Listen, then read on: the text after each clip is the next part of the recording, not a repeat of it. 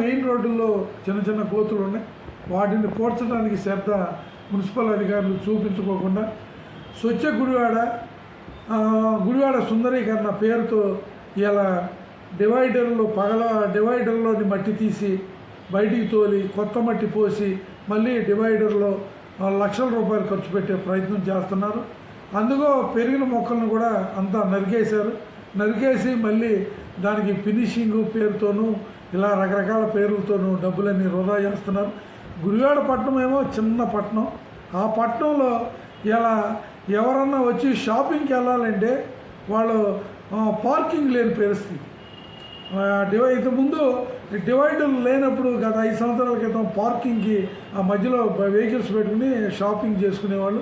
ఇప్పుడు ఈ డివైడర్ కట్టిన తర్వాత పార్కింగ్ లేకుండా పరిస్థితి ఏర్పడి ట్రాఫిక్ జామ్ అయిపోయే పరిస్థితి ఉంది.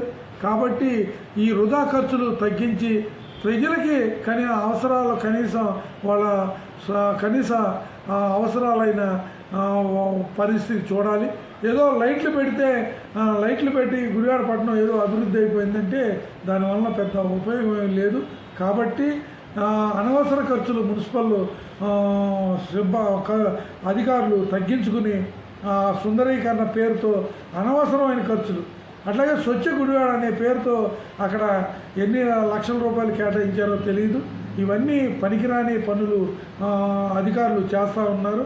కాబట్టి దీన్ని మేము తీవ్రంగా ఖండిస్తున్నాం. ఏ ప్రభుత్వం